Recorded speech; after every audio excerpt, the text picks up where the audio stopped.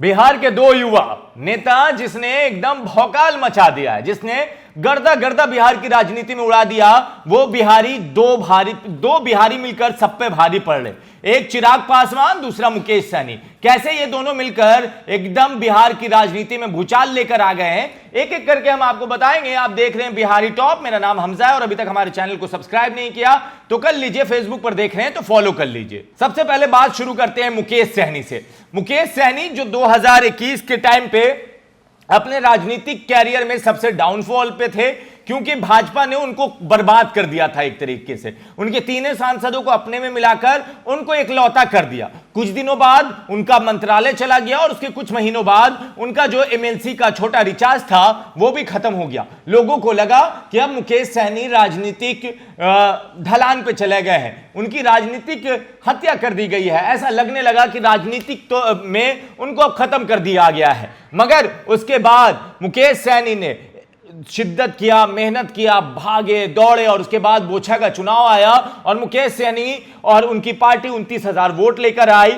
और उसके बाद ऐसा लगा कि नहीं, मुकेश सहनी अभी टाइगर अभी जिंदा है। और मुकेश सहनी ने फिर वो कोहराम किया बिहार की राजनीति में कि भाजपा नतमस्तक हो गई, भाजपा उनको मनाने पे मजबूर हो गई। भाजपा कहने लगी आओ हमारे साथ हो लो। अब दूसरे बिहारी का बात करते हैं जिसने सेम परिस्थिति से उठ के अपने आप को जिंदा किया। नाम चिराग पासवान। चिराग पासवान 2020 में विधानसभा का अकेला चुनाव लड़ता है। वो मतलब किसी गठबंधन में नहीं, अकेले अपनी पार्टी के साथ चुनाव लड़ते हैं। 2021 में उनकी पार्टी जुलाई में टूट जाती है और चाचा 5 सांसद लेकर अलग हो जाते हैं। और उसके बाद इलेक्शन कमीशन जो चुनाव चिन्ह है सीज कर देता है, ना चाचा को देता है ना भतीजे को। उसके बाद चाचा पार्टी ऑफिस पे कब्जा कर लेते हैं और उनको कोई भाव देने के लिए चिराग पासवान को राजी नहीं होता। ऐसा लगता है कि बिहार की राजनीति से चिराग बुझ चुका है। रामविलास पासवान का जो विरासत था चाचा अपने साथ ले गए और चिराग खत्म हो गया। मगर चिराग जुलाई 2021 से लेकर अभी तक जितना जमीन पे भागे वो सबने देखा। हर जगह, हर जिले कोई कांड हुआ, कोई काम हुआ, कहीं पे ऊंच कहीं पे नीच, चिराग पासवान पहुंचे और वहां पे लोगों से मिले। फिर लोगों को लगा कि नहीं, चाचा के पास नहीं, भतीजे के साथ जाना चाहिए। पशुपति पारस को छोड़कर पासवान समाज और युवा चिराग पासवान के साथ हो लिया।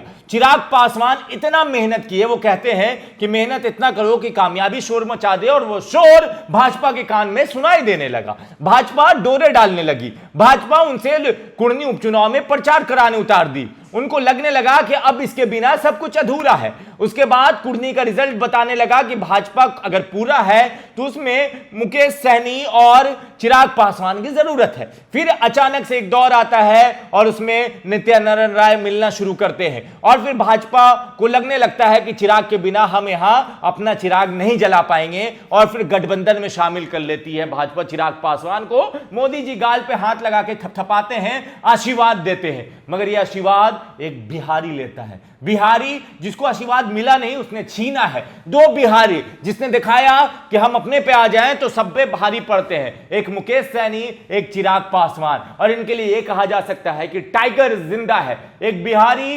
बिहारी सब पे भारी पड़ता है, यह कहावत जिंदा है। बाकी आपको क्या लगता है, आप अपनी राय नीचे कमेंट बॉक्स में लिखिए। ज्यादा से ज्यादा वीडियो को शेयर कीजिए।